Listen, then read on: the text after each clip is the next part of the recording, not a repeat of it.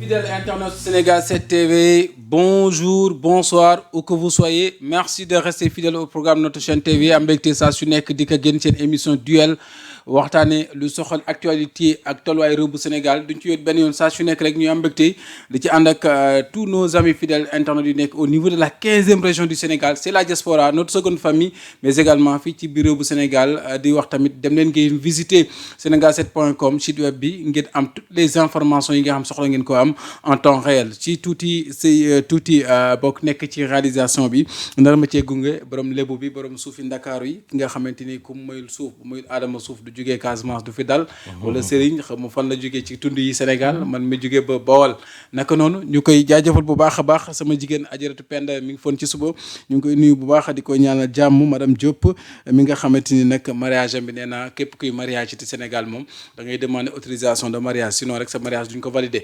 Voilà mi ngi noonu ñi ngi ci jotaay bi ànd ci ak ki nga xamante ni moom moo di rek kon Adama Fall Adama maa ngi lay nuyu bu baax a baax. Abdoulaye ñu ngi lay fay am plaisir jàkkaarloog yow encore une fois.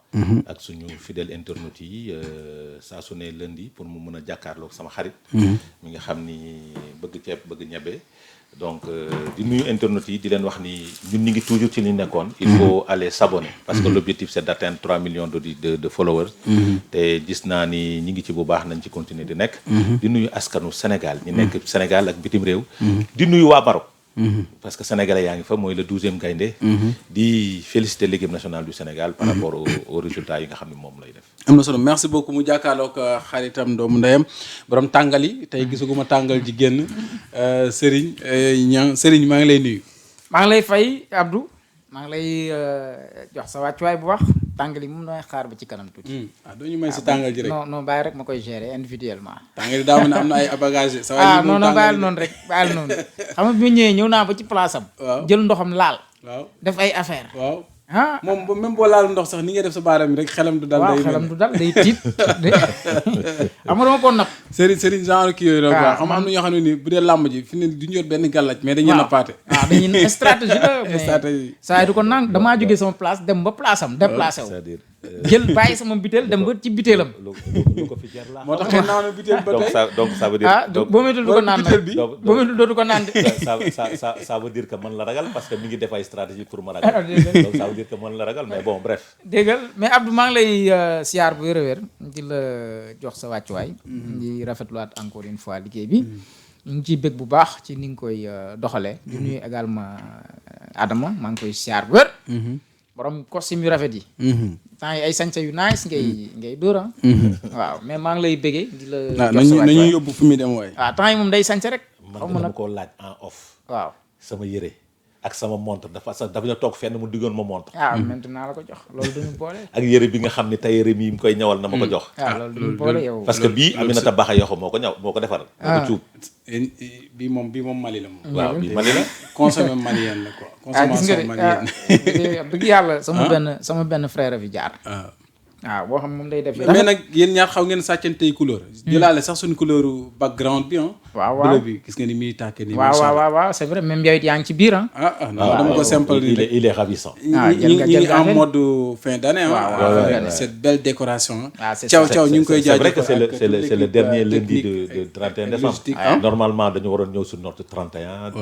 lever niveau bi mais on peut se donner rendez-vous le 31 ici à 20h. pourquoi pas. mais yàlla baax na dégg daw na tëgg naa làmb ji mu daw. yàlla baax na décrypter le message du chef de l'État. voilà ça c'est important yàlla baax na merci. yàlla baax na en tout cas mi ngi noonu voilà donc ñu daal di rek commencer liggéey bi mais la ñu wax lu jëm ci également lu am solo ci Sénégal bi tamit bu ngeen ci amee commentaire vite fait rek ñu daal di doog a dugg ci waxtaan bi match bi passé. jàpp nañ ne am na ñoo xamante ni ci xaw am ay critiques yu ñu ci def malgré que gis nañ ne c'était pas du tout facile mais je pense que ne peut-être ba tey ñu ngi fi ñu toogoon et que dinañ ci am yaakaar mais donte jàppoon nañ ne bu ñu defoon victoire bi moom la qualification doon na nekk luy clair Adama sa jàngat ci match bi. non mais loo tax ma ne damay féliciter l'équipe nationale du Sénégal. parce que aussi c'était pas du match nekkuloon match bu yomb. parce que aussi bu leen fàtte ni RDC dañ ko fekk dëkkam dóoroon ko. ñoo ko teree dem coupe du monde. ba pare mu am défi bu muy relever parce que depuis 1965 xaw ma 56 ans ba léegi RDC mënuñoo gagné amul victoire ci kaw Sénégal. donc match boobu mënul yomb pour le Sénégal mais su yàlla defee tey ñu génn ci ak match nul man du may def lu dul sant yàlla. ba pare sant yàlla ci beneen fànn mooy 9 points baaxul ci Sénégal man loolu laa jàpp. 9 points. parce que 9 points bi day tax espoir bi juddu encore bu espace bu mag am. su défaite amee rek comme ni ñu daloon bay passé contre Côte d'Ivoire déception day am. donc il faut ñu parce que ba ñuy jël Coupe d'Afrique 5 points la ñu génnee. ba ñuy jël Coupe d'Afrique ñun 5 points la ñu génnee. c'était pas du tout facile donc ñun ñu gis ñu génn difficilement. moo gën ci ñun parce que ci la ñuy defaat yeneen effort. pour mën a continuer donc may ñuy wax sénégalais rek ne on ne peut pas juger un jour sur un match. parce que gis naa gars yi ñii di tirer sur Ismaïla Sarr ak yooyu on n'a pas le droit de juger cette équipe là. ils ont porté le maillot national jóg xeex li ñu war a def mooy ñaanal leen pour ñu am victoire ñaanal leen ñu am ndam maintenant nag ñii ñaan Sénégal ñàkk ndam parce que gis naa ci ay tiktokers si des sénégalais wallahi gis naa ay sénégalais yoo xamante ni xaw ma Sénégal lañ nekk wala bitim réew c'est des sénégalais qui défendent la cause de Ousmane Sonko di ñaan pour que Sénégal bañ a jël Coupe d'Afrique pour c'est grave wallahi Guigui xaw ma su ma nee Guigui gis naa mu def vidéo di wax ni Sénégal warul jul Coupe d'Afrique bi parce que Bassirou Diomaye Diakhar Faye mérité wul ko gis naa une autre femme bu def vidéo kii dama koy yàgg suivre muy défendre Ousmane Sonko mu ne Sénégal warul jël Coupe d'Afrique parce que Bassirou Diomaye mérité wu ko non trophée bi du mbirum Bassirou Diomaye parce que lii nag bettuñu xamu tax Sénégal année passée jamono yi Coupe d'Afrique passée yi dafa am ay patriotes yu bëgguloon Sénégal jël Coupe d'Afrique ñuy supporter yeneen club parce que dañuy jël affaire bi def ko ci mbirum politique. mais est-ce que loolu du contradictoire parce que bi fi Sénégal jëlee coupe bi gis nañu mobilisation bi nga xam ne moom def nañ ko. ñoom ñëpp ànd kontaan ci. dama ne ñun moo tax ma ne la sénégalais yi nga xam ni dañuy bokk ci beneen wàll ne Bassirou Diomaye mérité wu ko. d'accorduma le Sénégal reste le Sénégal. nous devons travailler pour que cette équipe ñaan yàlla may ko ndam. mais pas naan Bassirou Diomaye Coupe d'Afrique bi du Coupe d'Afrique bu Bassirou Diomaye Diakhar Faye du kubu kenn kubu Sénégal la ba ko fi Sénégal jëlee jamono jooju kubu Sénégal la dafay tombe nag ci njiitum réew mais kubu Sénégal la te suñ ko gañee dañuy war a dajale Sénégal yëpp te keroog ci nga Sénégalais yëpp dañoo dajoo àndandoo fête bi am na nag ko absenté woon non ça c'était pour des j'ai dit am na ko absenté woon mais li ma wax daal mooy am na ko absenté woon loolu affaire am la xaw ma lu tax mu absenté sama yoon newu ci mais li ma wax ni mooy Coupe d'Afrique bi ñi ciy ñaan wala ñi ciy dox pour Sénégal ñàkk ko nañ ko arrêté ak foo mënti bokk muy sëriñ buy téye kurus muy nit kuy taxaw di wax c'est vrai que waroo koo def pour man c'est vrai que traître sëriñ si la ak yooyu da ngay dégg gars yi kan ku ne dafa mel ne Sénégal bu di match ak la mu ngay gis ñoom moo tax ma leen di artu élection ak match bu leen alal jaral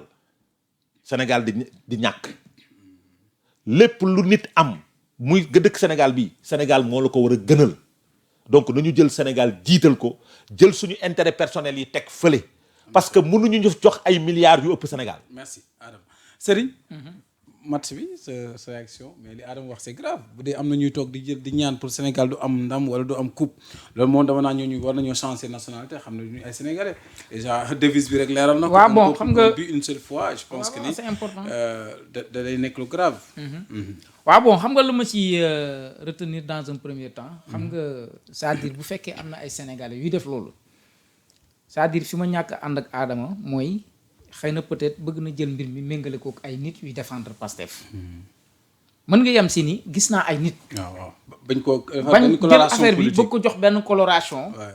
bëgg a manipuler nit ñi. travailler la conscience des gens wan ni ce sont les gens de Pastef yuy ñaan. pour que kii coupe bi ñu bañ ko jël Coupe d'Afrique bi ñu bañ ci sore jarul génne vidéo mais dama ne. ñooñu di ko wax ils sont de Pastef. non ils défendent Ousmane Sonko déedéet dara leerul la ndax ils sont de Pastef. ils défendent Ousmane Sonko. non dans les ni nga leen gisee sociaux. non attends Adama. ils les défendent. waaw non attends Adama. yéen kenn ki Mama Diatta la kenn ki Guigui la. waaw non même mu ñëw s'il te plaît même mu ñëw. wala déet nëbbantewuñu. vous défendez deux choses mais mën nañoo défendre parce que man ma ñëw vous défendez deux li choses mu wax dafa leer dafa ne dañu ne Bassirou Diomaye mérité wul trophée bi lu fi andi loolu. xam nga bu fekkee bàyyil ma développé c'est ça xam nga man bi mu laalee téléphone am laa xam ni ci ay vidéo lay dégg. waaw li mu dégg nii waaw dégg naa ko mais awma du ma jël ni ce sont des gens de Pastef dara wóorul la ni Pastef lañu bokk nit mën na jóge fële def vidéo wax lu ko neex ne nangam Ousmane Sonko nga ni Ousmane Sonko lay défendre est-ce que yaa ngi dégg mais dama ne la nga jël mbir mi bëgg ko catégoriser mel na ku bëgg a orienter le débat ci waa Pastef ñoo taxaw di ñaan pour que coupe bi bañ a ñëw Sénégal ndax Bassirou Diomaye Faye fi nekk loolu dama ne c'est vraiment lii gis nañ ko kii kan la lii waa dama ne la léegi kii kan la alors léegi wala kii moo la parce que waa léegi bi kan ñëpp xam nañ ko ñuy communiquer. est-ce que du IA non du IA ñëpp xam nañ ko Mama Diatta mi xam nga ko. waa léegi dama ne kii la Jigi mi xam nga ko. waa déglu rek Adama Jigi mooy défendre Ousmane Sonko ci télé bi. attends may ñu rek Adama bu ñu déglontee xoolal il faut ñu déglontee gis nga affaire yi du wax lii rafetul lii rafetul waa jox ma sama téléphone. waa jox ma sama téléphone. sa téléphone a ngi nii man soxla ma ko sax voilà jërëjëf dama lay woon rek dama lay woon rek. non léegi may ma ñëw lii kay moo ko def. gis nga waaw may ko mu ñëw sa waay mu leeral gis nga damaa bëgg ñu wax nag xoolal ñu waxtaan ci dal ak tekk ak tey pour ñuy seetaan mën a dégg mën a xam dégg bu tamit. baax aussi buñ coowoo Abdou. mën naa bañ a leer est-ce que man damaa weddi Adama Fall waaw ne ko amul ñu koy wax waaw. man dama dalal sa xel waaw. dama ne la li nga gis naa ko waaw keneen gis na ko mais dama ne la li ma d'accordul yow mooy nga jël ni Pastef lañ bokk fa lañ bokk. yow kan moo la ñoo mën a leen di défendre. yow nga mën a waat si alxuraan ne ñii Pastef lañ bokk wallaahi wa rabbul kaaba gi fa lañ bokk. wallaahi wa rabbul kaaba gi fa lañ bokk. bari na ñuy défendre Fa la ñu Ousmane Sonko bokk. te bokkuñu Pastef fa lañu bokk. Adama yow da ngay jaawale fa lañu gis bokk. nga dafa am ñoo xamante ni mais même buñ fa bokkee sax est-ce que loolu tax nañu dañ leen ko def la wala dañ leen ko waxuma dañ leen loolu aussi waxuma mais dañ yaa leen ko ne def Pastef loo. lañ bokk dama loolu ne bëgg a wax déedéet mais c'est des waxuma dañ leen ko def loo. dama ne warul. orienté débat bi non dama ne Sonko ñi koy défendre te bokkuñu Pastef bari nañ est-ce que ñu koy défendre nekku dañ ko def de leur propre gré De leur propre gré. moo tax ma ne la waruñu. warul. waaw ñooñu ngay waxal mais pourquoi léegi nga bëgg a catégoriser le débat orienté ko ci Pastef pourquoi ils ont dit que le trophée bi Bassirou Diomaye mais mérité lu tax nga ko. bëgg ne waa Pastef la fi ma bëgg a wax mooy est-ce que jaroon na ci dugal coloration boobu même bu dee dañ fa bokk Lu tax mais lu tax nga ne Pastef la. Bassirou Diomaye mérité ko. léegi si lu tax ñoom ñu ne Bassirou Diomaye mérité ko. te yow nga mérité wax Diomaye na dàqal Sonko c'est le yow nga président de mérité la wax République du loolu Sénégal. yéen ngeen mérité wax Diomaye dàqal Sonko ah ngeen kon ne yow moom mérité wax kon loolu tu veux dire que le trophée bi. Diomaye bu mérité la ko. neexee su leen neexee ñu où est wax le ko. problème Adama li T'as ngeen di vu le bañal nit ñi Sénégal, waa dama ne sama T'as vu le Sénégal. man mënoo ma jaxase ak nit ñi dama ne gis nga nit ñi nañ leen nangul est-ce que yaa ngi dégg mais li ma bañ mooy dama bañ nga ni wax nit wax na rek nga ni waa Pastef fa ko yónni wala Pastef déet waxuma loolu. waa dañu waxuma dañ ko yónni. waa Pastef la bokk kay waxuma ñoo ko yónni. waa Pastef mu la bokk nga wax non waxuma loolu fa lañ bokk. Adama waa mais li dara leeru la ci fa lañ bokk. Adama munoo nag Dara leeru la ci. moom munoo bëgg moom xalaatam nekk sa xalaat nag bàyyi ko ma expliquer li muy leeral argumenté fa lañ te bokk. pourtant man nangul naa la il a des éléments Gis nga li muy wax nii. d'appréciation kay bàyyi ko li mu muy wax leeral ni Abdou waaw man dama koo gis li ngay wax gis naa ko mais dara permettre ma la ma ni la ñii Pastef lañ bokk fa lañ bokk.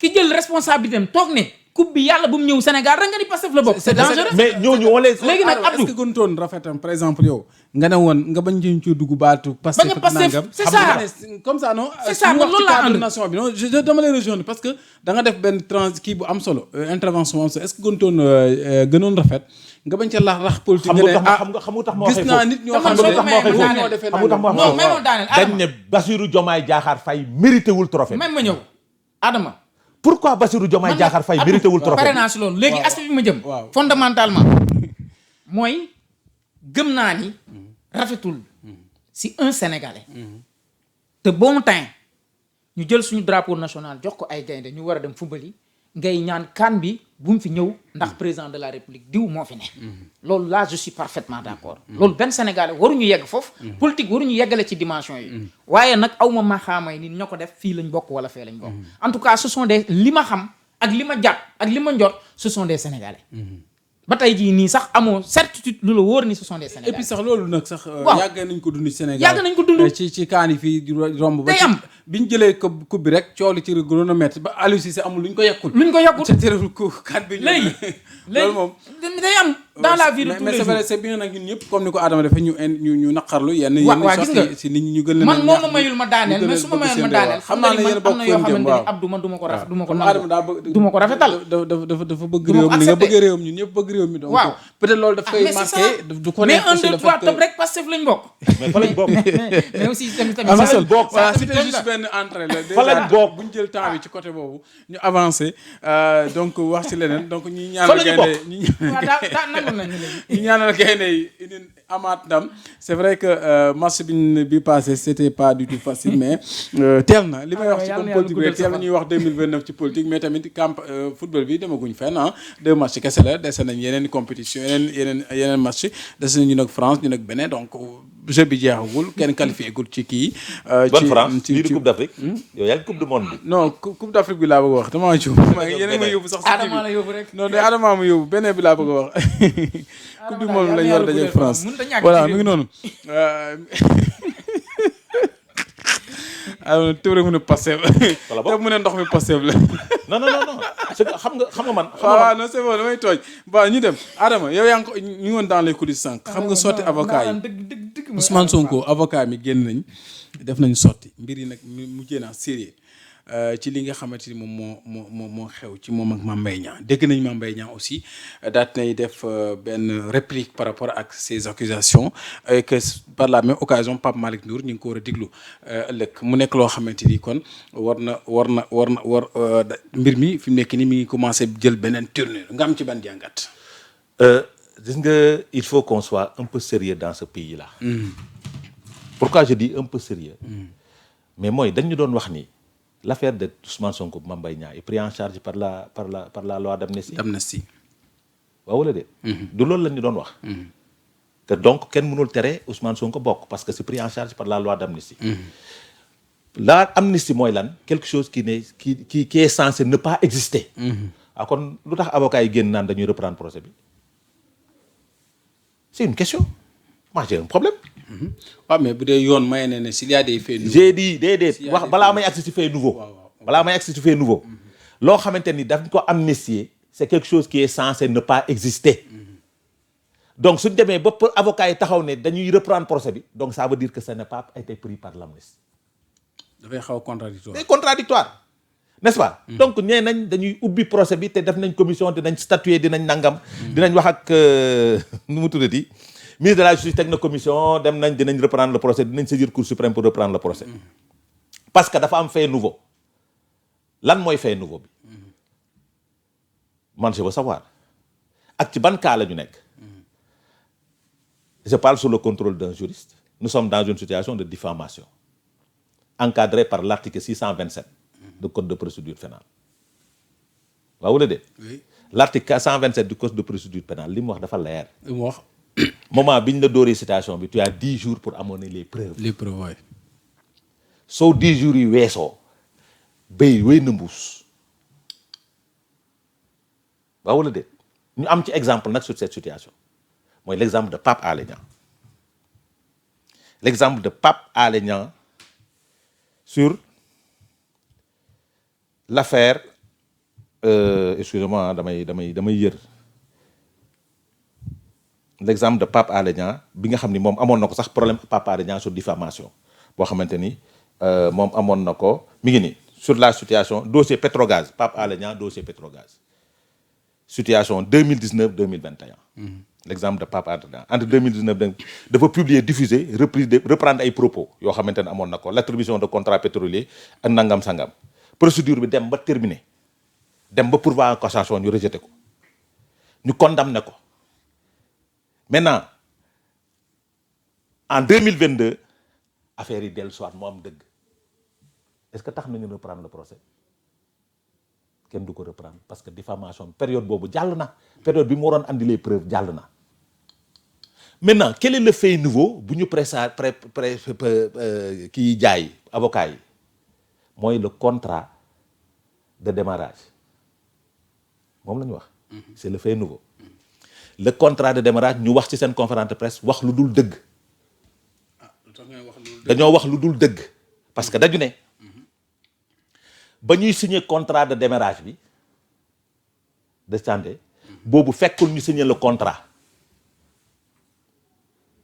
ba ñuy joxe ordre de service de démarrage bi boobu fekkul ñu signer le contrat loolu du dëgg te bëgg naa su nekkee régime mën nañ ma ko permettre ma jox leen documents yi ñu partagé ko Sénégalais yi gis ñu xam ban période la ñu signé ordre de service bi ak ban période la ñu signé le contrat.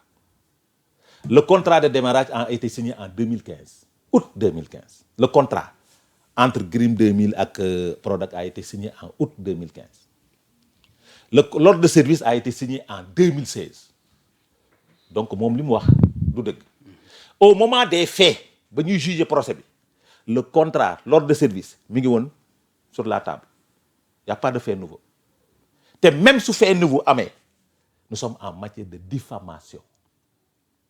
Ah bon oui juriste moo toog. dinañ ci ñëw moo tax. nous sommes en matière de diffamation.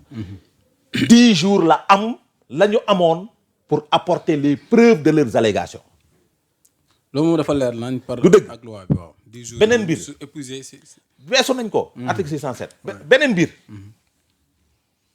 Madiambal Diagne a été condamné par le tribunal récemment par rapport à l'affaire Télico. Télico oui. xamul tax ñu condamné ko. dafa juum sur les concepts. dafa ne UE or que rapport UA la. il peut pas amener les preuves pour wane ni rapport UE la Union européenne or que rapport UA Union africaine la mu juum ci concept ba mooy vidéo bi ñu andi rapport Union européenne la wax bañ ko dóoree daanaatee yàggul barki Dembo Ndiaye procès diffamation moom ak Télico Ousmane Sonko dafa ne rapport IGE sur la vidéo qui a épinglé Ousmane Sonko il a parlé de rapport de l'IGE qui a épinglé Mame Mbaye Niang il n'a pas parlé de rapport de la Cour des comptes ni de rapport de l'IGF ni de rapport de FBI wala KGB wala keneen rapport IGE la wax 52 000 ans du la génne rapport IGE bu incriminé Mame Mbaye Niang foofu la ñuy dam baaraamu tuuma jam baaraam par rapport à ce procès parce que nag wax dañ koy wax jël jurisprudence yi jurisprudence Mame Mbaye Niang Madiambal Diagne sur les concepts parce que IGE IGF te or que rapport IGF la deuxième chose l'IGF du auditer ministre IGF du auditer ministre moom ministre aussi ne woon rapport amut. mais rapport amul c'est le rapport de la Cour des comptes de 2023 moom moo am et ce rapport n'a pas épinglé Mame Mbaye Niang dans sa gestion ce rapport de la Cour des comptes n'a pas épinglé Mame Mbaye Niang dans sa gestion 2023 la boobu la wax des rapports am na c'est le rapport de la Cour des comptes de 2023 te daf ko setal ba mu set rapport IGF bii bi ñuy wax nii sur la gestion du Prodac n'existe pas comme ni ko avocat yi waxee waxuñu dëgg. gars yi waxoon et d'ailleurs Mame Mbaye Niang mi ngi leen di préparer plainte ñoom pour diffamation ma jox ko internautes yi ñu déglu. pour diffamation encore beneen mais avocat yi parce que dañ ko diffamer dañ ko waxal lu amul dañ ko ne dafa signer contrat dafa joxe ordre de service de démarrage te signé wul contrat bi diffamation la te il a les preuves. que lii diffamation la amul ñoom it am nañ preuve bi. amuñu preuve bi loolu tax ma ne la su ma régie permettre rek ma jox la contrat bi soo bëggee sax mën naa la jox contrat bi fii ma toog le contrat date bi ñu ko signé ak lettre bi joxe ordre de service bi mën naa la ko jox fii nga toog parce que nag damay bañ waaji ne ma dafa bëgg di waxte du am ne preuve moo tax tey ma dabu. c'est important pour andi. nit ñi di gis di teg seen bët. am na solo ba wala daaneel. maintenant pour nit ñi di gis. pour gis nga.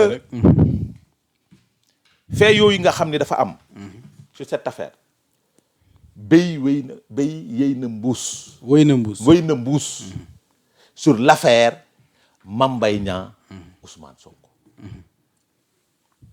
baax na gis nga waaw bu ñu sonal sénégalais yi sur cette affaire kii information yi nga voilà waaw béy wéy na mbuus loolu nga jàpp dans cette affaire waaw béy nag wéyagul mbuus waaw xëy na peut-être nag damaa déggul wolof bu baax.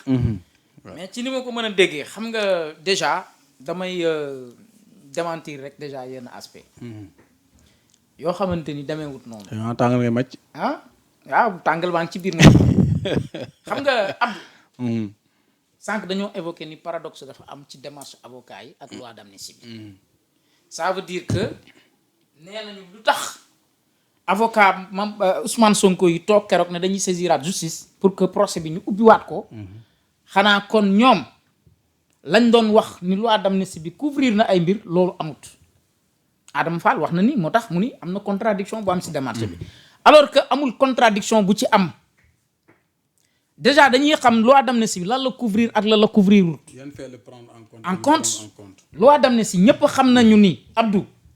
li mu jël en considération mooy la condamnation. te Ousmane Sonko bul fàtte ni ci li ko boole ak Mame Mbaye Niang dañ ko teg ay daan maanaam dafa am ay dommages et intérêts yu mu war a fay à hauteur de 200 millions. léegi loi d'amnistie bu couvrirul loolu mais am nañ sañ-sañ dem saisir yoon pour que véritablement atte boobu ak daan boobu ñu teg ci kawam dommages et intérêts yooyu ñu dindi ko parce que jàpp nañ ni diffamation bi tax ñu teg ko dommages et intérêts yooyu ba mu ci war ci fay 200 millions amut. léegi loi d'amnistie bu couvrirul loolu ñoom am nañ sañ-sañu topp seen yoon pour que loola ñu dellusiwaat ci ginnaaw. pour man du condamnation bi mooy li leen tere li leen tax a jóg c'est pas parce que la condamnation li ko dindi mooy la loi d'amnistie Ousmane pour man su saisir justice à travers ses avocats jóge ci loolu dal ci ministre de la justice garde des Sceaux c'est parce que tout simplement dafa bëgg a laver son honneur parce que dañ ne ko da ngaa tuumaal nit da nga waxal nit loo ko war a waxal lu dul dëgg. ak jamono ji dañu patam woon mbir yi ba yàkkamti def. dama ne Abdoulaye moo tax évoqué nañ fi 10 jours yi la yoon may. 10 jours yooyu laa bëgg ñu taxaw ci kon xam nga lu tax président de la république tey bu Sénégal ci 10 jours yooyu la ko yóbbu prison ca la bokk xam nga comment Ousmane Sonko dañ ne amoon na délai 10 jours pour indi ay preuves am est-ce que xam nga avant délai de 10 jours yi di jeex nu ñu def dañoo enrôler le dossier dañ ko yëkkatiwaat loolu la Diomaye dénoncé woon di wax magistrat yi moo tax ñu jàpp ko dem jëli ko fañ koy jël dem jàpp yóbbu kaso loolu la parce que avant délai de recours yi di jeex si lañ yëkkatiwaat pourtant nag avocat yi rappelé nañ ko barki Dembo Ndiaye te man yàgg naa wax loolu ne leen même le président du Sénégal actuellement il est victime ci li nga xamante ni dox na ci diggante Mame Mbaye Niang ak Ousmane Sonko victime la ci léegi dénonciation boobu parce que xam nga lu taxoon ñu enrôler dossier bi parce que bu ñu toppoon les délais normaux Ousmane Sonko sera candidat mais dañ doon jouer avec le timing moo tax ñuy wax ni dossier bi politique génnu ci. rax na politique. non dafa am politique bu ci dugg parce que dañoo dem ba à un moment donné li ñu constaté mooy dañoo jël politique teg ko ci kaw droit et c'est ce qui est dangereux et c'est ce qui est malheureux. bi ñu demee Cour suprême li fa xewaat Cour suprême les avocats ces mêmes avocats là ont soulevé l'inconstitutionnalité de la loi. Cour suprême war a surseoir àtte bi. jël la nga xamante ni ñoom loolu lañ soulever jébbal ko conseil constitutionnel ñu saytu ko am nañ délai 1 mois defuñu ko parce que buñ ko defoon il sera candidat ñu accéléré waat patam-patami loolu yëpp ñu ngi doon jouer ak timing bi pour que Ousmane Sonko bu mu nekk candidat moo tax dossier bi képp ku ciy wax ni politique amu ci daf la dalul léegi ñoom am nañ droit wu saisir la justice encore une fois pour ñu réviser procès bi pas pour Ousmane Sonko mën a nekk candidat en 2029 mais pour laver son honneur parce que Ousmane Sonko man de sama xam-xam bu gàtt gawuma ni gis naa lu ko war a mun a tere mu doon candidat en 2029 gisuma ko. jàppoo ne dara mën na cee xew. gisuma ko mbetteel mën na ci am wala yuuxu jub fuñ ko. waaw bu boobaa itam. bu yoon doxalee ni Ousmane Sonko mën ta nekk candidat en 2029. bu boobaa man personnellement yàlla na ma fekkaat fii ma toog ma ni la ànduma ci. su ma fekkaatee fii ngay jàpp ne leneen ci ginnaaw damay jàpp ba tey encore une fois ni teguñu ko si yoon parce que Cour suprême mooy bànqaas bi gën a rëy.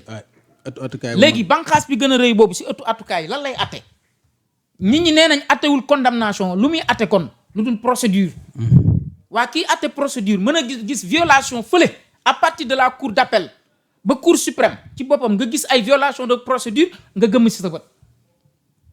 te bu dee nag procédure la ñuy atte y a autant de violations de procédure ci processus bi yëpp depuis la cour d'appel ba même biir cour suprême léegi man loolu ñu gëmm sama bët man looloo ma jaaxal loolu rek mooy sama problème.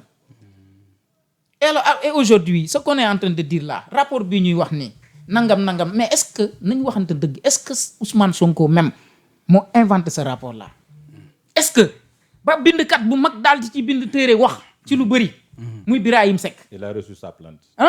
muy Birahim Seck.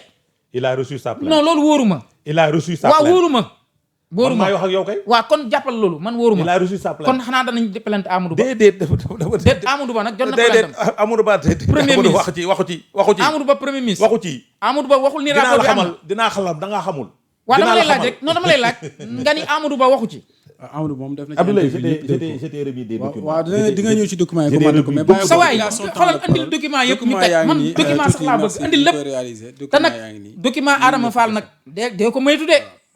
mu ngi nii wala dat yi. selon Adama Fall document selon Adama Fall ay document Adama Fall dama koo ragal man. man dama ragal ay document selon Adama Fall Adama may ñu rek. xam nga Abdoulaye waaw non Adama may ma daal askan bi la ñuy waxal. waaw mais nañu bàyyi comédie bii. y a pas de comédie y a pas de comédie y a pas de comédie man j'ai pas de confiance à vos documents là parce que la fois dernière wax naa la amoo document nga dem andi say document teg. je vous en prie je t'ai envoyé le contrat c'est vous la totalité du contrat je te l'ai qui envoyé. avait donc le temps de non dama la yónnee totalité du contrat bi dama la yónnee totalité contrat bi. waaw d'accord xoolal non ak date bi. non di nga ci ñëw commenter ko bàyyi ko mu terminer. mu chuter comme moom moo am temps de parole man Adama moo may déranger si samay développement te man du ma ko déranger parce mukk. que boo ko brouillé nii da ngay day yàq logique bi mu jaar dafay yàq c'est-à-dire que nit ñi duñ ci prêter attention naa la moo ko leneen tey sax te loo pourtant mu def xamante yëpp moo ko bu def tey stratégie boobu baa li ngay def bu yàq sama émission moo ko tey moo ko tey. waaw yónnee naa la leneen loo xamante ni sañu ma ko wax en haut ne yónnee naa la ko. waaw kon kay fi ne yaa ngi may dugal yónnee naa la ko. da lay dugal de kii buñ ko da lay dugal de yónnee woo ko dara fekkee maa ngi gis yónnee woo ko fi dara. ñu dem Adama lii mooy stratégie xam naa ko. waaw doxalal ordre de service baa ngi nii. Serigne doxalal avocat yi dañ ne kañ lañ ko signé. waaw di nga ci ñëw non ordre de service baa ngi nii après nga ñëw ci loolu. non waxal ci ordre de service bi. man du ma wax say document de xaw ma foo jëlee say document de. document yi say document la nag baal rek nga gérer say document yow gérer say document man ma gérer temps de parole am waaw waxal yow waaw man li ma xam laay wax. moom bigg ak fooy la yor di bind man sam gis nga man je prends note waaw loo wax bu ngay wax maa ngi bind bindal jëlal big. preuve à l'appui laa la léegi beneen bi waaw nga daaneel nga kii ma daaneel si loolu. waaw dama wax ni Mame Mbaye Niang aujourd'hui ñun li ñu soxlaa xam mooy suñu 29 milliards fu mu dugg parce que sénégalais yi loolu lañ soxlaa xam aujourd'hui. très bien. loolu lañ soxlaa xam. je suis d'accord avec waaw suñu 29 milliards fu mu dugg. je suis d'accord avec toi. te c'est pas lui qui décrète que Sonko warul doon candidat wala war na ko doon te Mame Mbaye Niang li gën a graaw mooy boo ko dégloo muy wax da nga naan kii est-ce que kii amoon na ay capacités yu waroon mën a tax sax ñu dénk ko ay responsabilités ministérielles parce que da nga naan kii benn code des marchés publics est-ce que xam na si dara. est-ce que xam na si dara en l'entendant parler yow da ngay poser wu des interrogations ni kii moo nekkoon ministre de la jeunesse. tu te poses même des doutes. ci connaissance am ci matière yooyu.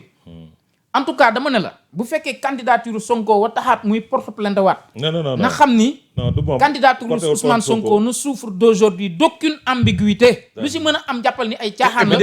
dégg nañ Mounirou Sy sax wax ci. maintenant mën naa ci wax même Mounirou Sy di appuyer côté bopp pour dëggal li ngay wax. ci candidature bi waaw. c'est-à-dire dama lay wax loo xamante ni nit du ko dindi. Ousmane Sonko a fait sa déclaration. plainte dugg ñu door ko citation waaw la déet dossier bi procureur jël dossier bi yóbbu ko DIC pour audition mu war a ñëw uyu si diggante bi ñu ko dóor citation ak bañ koy auditionné ëpp na fukki fan. Il devait venir avec les preuves je parle de diffamation hein. Diffamation suñ la dóori citation bi tu as 10 jours selon l'article 627 pour andi say preuve waaw wala déet. waaw ñu ngi déglu bu baax kay. andiwul ay preuve andiwu ko. li mu wax mooy les preuves tribunal laa koy yóbbu samay preuve laa wax yi ma yor ci li may wax tribunal laa koy yóbbu. waaw loolu de moo ko waxoon moom ñoo ko dégg mu wax ko. est-ce que tu comprends. waaw. diggante bi balaa ñuy ubbi procès bi mu dem Kër Massar. meeting ne diffamation amul ci internet bi laa ko jëlee waaw wala déet ci internet bi la jëlee document yooyu mu ne diffamation amul la waxoon lapsus aussi n'est-ce pas ne dama juum waxuma woon bëgguma woon wax IGE IGF laa bëggoon wax ne lapsus la du foofu la koy waxee kon moom ba mu ne diffamation amul document bi kon amul mais anam gi ñu gars yi patam patam amul déedéet waaw nee naa la bañ ko dégloo bañ ko convoqué une première fois sans mu tontu fee ne amul preuve dafa dem ca meeting ba di tontu dem porter ji presse c'est important. ñu convoqué pour une première fois pour enrôler le dossier. damay wax gis nga chronologie bi c'est important li may wax nii parce que dafa wax ni dañ ko patam-patamee déedéet pour enrôler le dossier mu dem uyu ji fàttaliku leen dem na uyu ji pour une première fois parce que lu tax mu dem uyu ji parce que xam na ni foofu dañuy enrôler dossier bi rek renvoyer pour procès noonu la demee ñu renvoyer pour procès ci la daanu sax xëm ñu yóbbu jagat-jagate yóbbu infirmerie du dëgg parce que boobu il fallait amener ba muy ñëw keroog la waroon andi selon toujours l'article 627 andi les preuves de ces allégations man new ma ci candidature de candidature c'est le conseil constitutionnel qui va valider ou invalider une candidature su ma yoon newu ci na nekk candidat su ma yoon newu ci mais dafa tuumaal doomu aadama ba fii may wax ak yow andiwul preuve mu dem ñu boo ko convoqué ko deuxième jour pour mu ñëw uyu si pour ñu juger nag mu dem taxaw buntu këram di football waaw wala déet. image yi moom lay fee fak di football des faits laay wax man. di football soo amoon preuve doo football parce que jour boobu la waroon andi les preuves devant le juge parce que yoon moo ko may fukki fan. mu teggi li ko yoon may. kon yow daal procédure bi yëpp yoon respecté na ko. mais bien sûr fukki fan yi respecté na ko maintenant nag. Prodac bi aussi ni mu ko waxee sànq dafa war a leer tamit. bañu ma ba rapport Prodac amul. rapport Prodac amul. dégg naa benn avocat ne moment bi ñu naan rapport Prodac amul boobu rapport am na parce que dañ koo caché. dañ ko génne nañu génne ce fameux rapport là.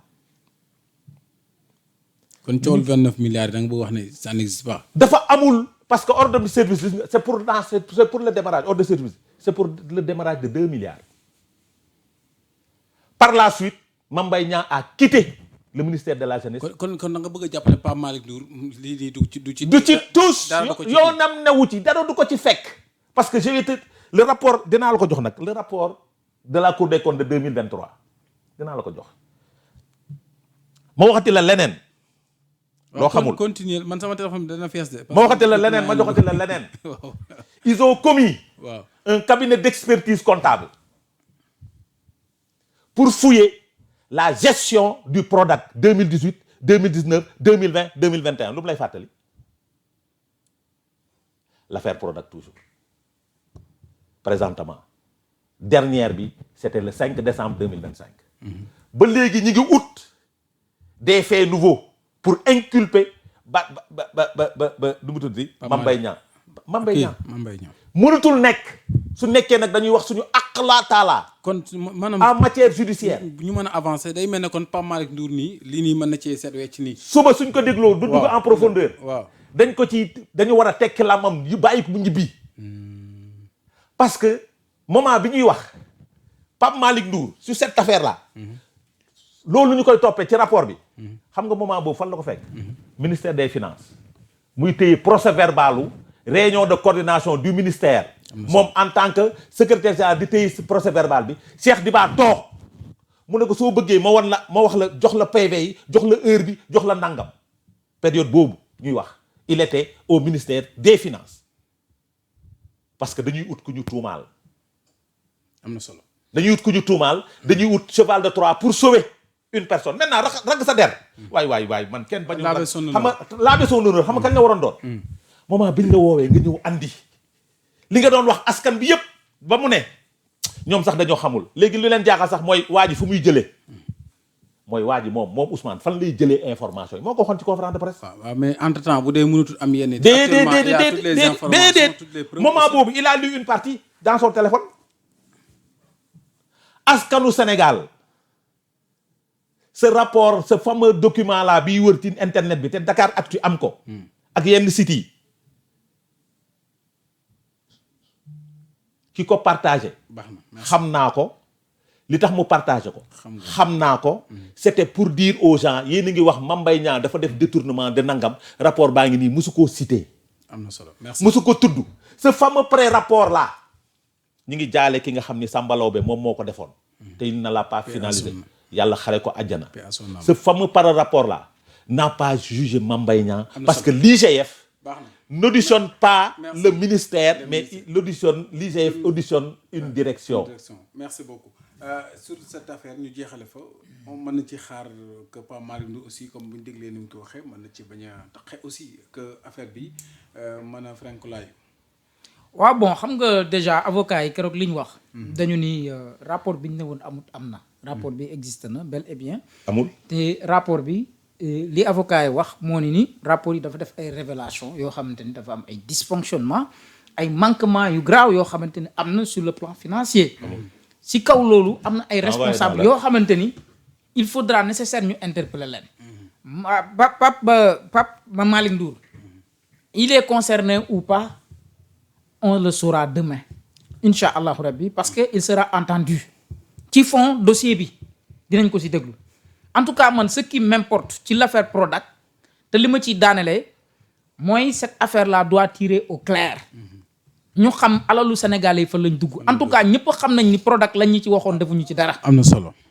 defu leen ci dara muy ci dagg yeeg création d'emploi yeeg formation des jeunes dara amu ci. ñu avancer vite fait temps bi parce que li des bëreetul par rapport ak l'actualité démb la ñu dàq ku ñuy wax Ibrahima Ndiaye ci instance su parti PRP bu Déthié Fall ci ni mu critiquer li nga xamante moom moo di yenn doxalin ci nguur gi ñu jàpp ne pot ak li ñu parti bi ñu dàq ko Adama muy loo xamante ni wala bokk xaaral ma ñëw ci Serigne sax Serigne mu mel ne kon dafay mel ne li ñuy wax démocratie interne mi ngi bëgg a ñàkk nag ci parti politique bu ñu gisee li doxee dem ak ban analyse nga ci mën a am. waaw bon xam nga c'est-à-dire Ibrahima Ndiaye. man am na lu ma déglu benn extrait surtout bi ci gën a viral. ci lu tax Déthié Fall jël ay responsabilités ñoom ñu génne ko ci parti bi. donc te nangu naa nag nga nekk ci parti am une liberté d'expression parce que loolu dafay am ci parti. parti bi boo gisee lu la neexul ci biir parti bi wala ay orientation yu parti bi jël. yu mu warta jël nga joxe sa point de vue. mais man pour man nag lii Ibrahima Ndiaye def ça dépasse la liberté d'expression parce que ku ko déglu ca émission boobu aussi dafa am lu ay kaddu yu mu yëkkati. dañu moom nguur gi nga xamante ni ñoom moom la ñu àndal déception la am ci nguur gi. loolu la wax. déception la ci am parce que nee na liñ diggoon Sénégalais yi ci liberté ci état de droit.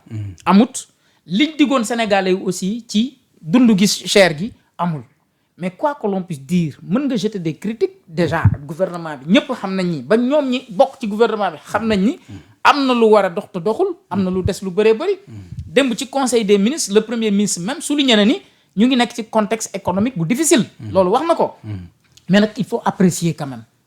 parce que yéen a ànd di liggéey il y a des efforts considérables yoo xam am na ci dund gi gis nañ ne am na wàññite gu am ci carburant bi gaz butane ci BTP bi ceeb bi diwlin bi mais il faut apprécier avancer mais ñëw dire que li ñu diggoon Sénégalais yi ci dund gi dara amu ci phrase daa neex ko dem loolu tamit aussi jàpp naa ni même bu dee liberté d'expression aussi y a des ambitions cachées. pour man waa ji man li ma jàpp ak li ma njort. déjà mi ngi joxe rendez-vous kay.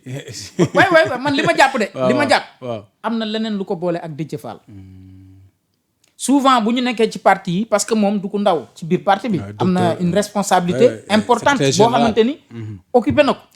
bu ñu gisee ñu fal la ministre. nga jël ñenn ñi ci parti bi commencé di leen jox ay responsabilités bu ñu ci gisul seen bopp. wala la nga leen jox bu ñu ko xeebee mooy waral léeg-léeg yenn génn yi. Bougar Diouf comme le cas de Bougar toog na biir coalition Diomaye xaar bu yàgg xëy na peut-être gisul ñu jox ko dara wala nangam ak nangam mu génn commencé jàpp ni Ousmane Sonko mooy obstacle bi. commencé di ko tàkkale. pour man y a une motivation am na lu nekk ci ginnaaw sortem bi c'est une sortie bien préparée émission ba mu kii. xam na lu tax mu dem foofu c'est une émission de grande audience.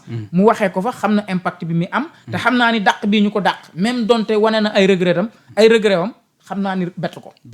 am solo bett na la wala bettu la. moi j'ai un problème. ban problème. su ma dégloo kii j'ai un problème. comment ça Adama.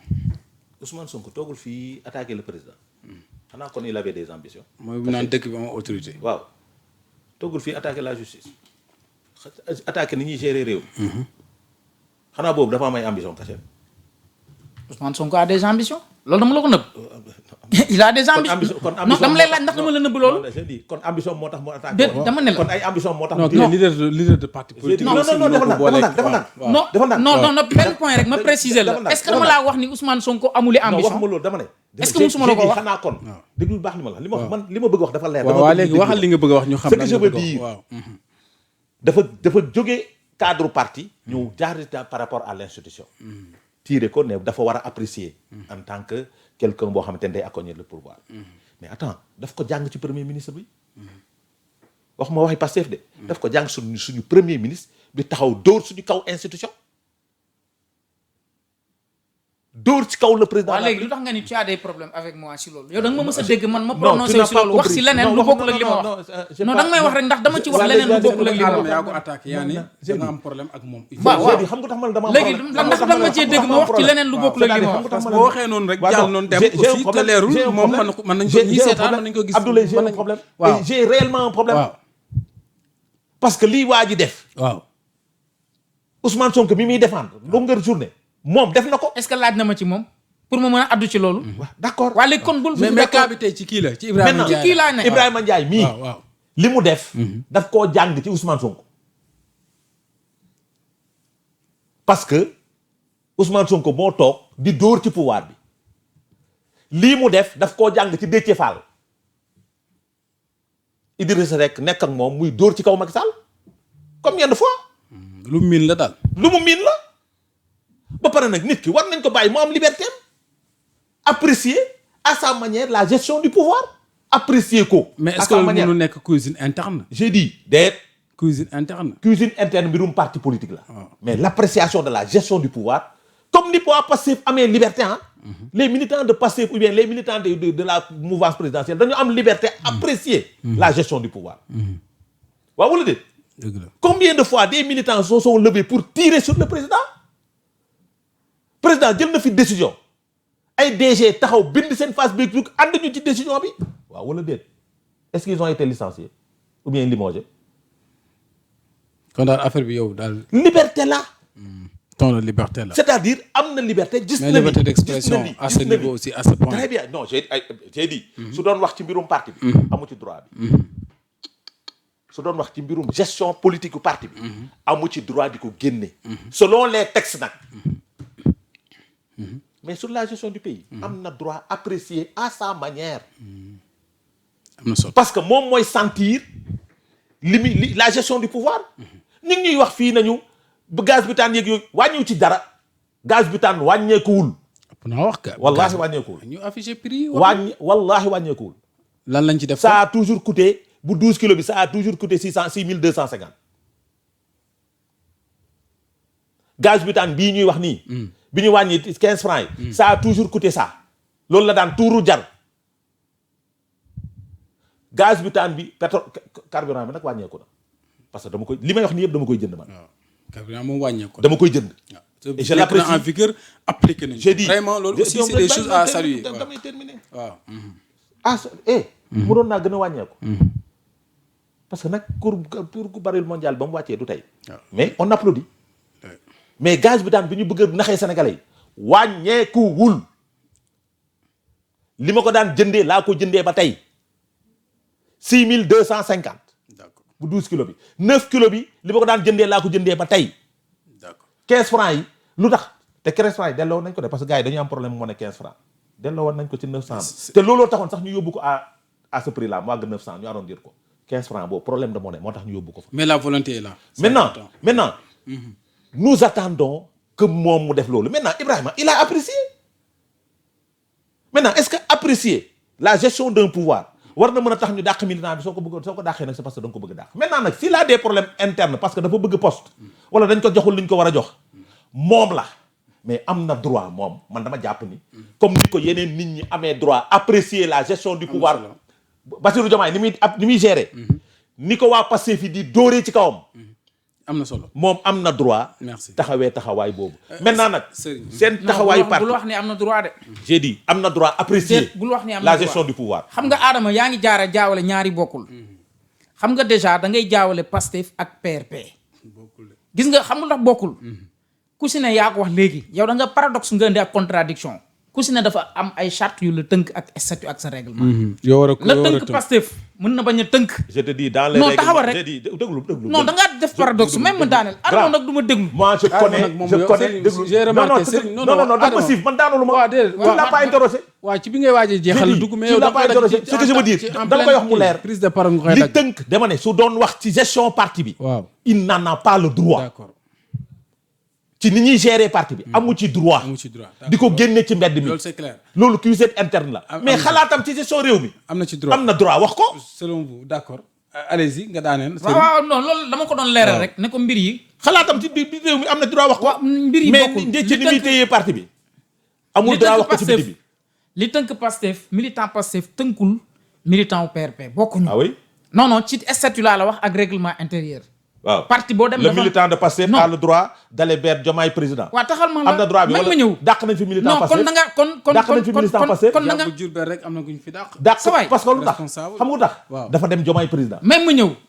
Adama waaw Diomaye bàyyi ko mu daaneel maintenant nag, xam nga Adama Adama je vous en prie. Adama Adama s'il vous Adama plaît. xam nga ñaari mbir dafa am. je vous en prie. il faut que ñu déglonte. waaw. gis nga lii c'est pas un fait nouveau dans ce pays là yéen def ngeen ko ñaata nit ngeen fi dàq parce que dañ ne leen mënoo leen bokk ci élection. Sori Kaba ngeen fi njëkk a toroxal dàq. Moustapha Diakhaté mi lu ko booleeg yéen. mais bañ ko dàqee man Est-ce que dàqee est-ce que man ànd naa ci. waa déet moo tax man la. j'ai dit lii man ngay waxal. waaw yow laay waxal. bañ ko dàqee bañ leen dàqee xaw ma loo ca waxoon. je suis sorti Non, pour xaw ma dire ko, que xaw ma ko. ànduma ci lii parce Non, qu'ils xaw ont ma ko. donné leur propre avis par rapport à une non xaw situation. ma loo ci waxoon parce que loolu yàgg na. bien sûr waaye dama dama lay Sori wax li ma ci Kaba waxoon fii rek. lañ ko dàq. parce que mënul bokk àndul ak yéen gis-gis. 10 minutes presque. ak ñeneen ak ñeneen. mais ànduma ci. léegi nag parti PRP. Ànduma seen ci. statut ak seen règlement intérieur. ban article la. dama non communiqué bi ñu génne liiru loo ko xanaa. waaw wax ma Adama article yow leer na ma ni dégluwoo sax waa ji. astaghfirullah. waaw non. yow vidéo bu viral nga wax ni. moi j'ai écouté toute l'émission. nga waaw waa ji vidéo lu mu wax virale. lu mu wax léegi. bàyyi ju waay saa yi il a apprécié la gestion du pouvoir. il l'a apprécié. non xam nga appréciation. dafa am mën na positif mën na négatif. c'est-à-dire man d'accorduma nga jeter des critiques ci fonctionnement gouvernement bi. D'accord. mais dem ba ni nag ni c'est une déception li ñu waxoon mais am na Sénégal ci yi droit def moom mais am na ci droit. mais li am nag en réalité nga ni gisuloo ko. mais am na ci droit. ah léegi kon waa non ji. attends defal nag. waa léegi lu tax nga ni moom ñee. am na droit ne moom c'est une déception. yow am nga droit ne. non Adama neex Adama yow Mais lu am la na mbir mi droit. arrangé rek. J'ai dit. sànq ci na nga fi deux personnes ne amuñu droit wax lële. am na solo. ñi fi moom njëkk a j'ai cité dit sa am na commencement. droit non. ñoom waxuñu waxi gestion de. ñeneen ñi xam nga lu ñu wax non dañuy wax. ñu avancé. non dañuy garaawul wax baal naa la. Abdoulaye waaw. ñee li ñu wax. Waaw. dañ ne amuñu droit Macky Sall amul droit def troisième mandat. ñu dàq leen. waaw. dam leen ba mu amee. quand on m'a posé la question ici.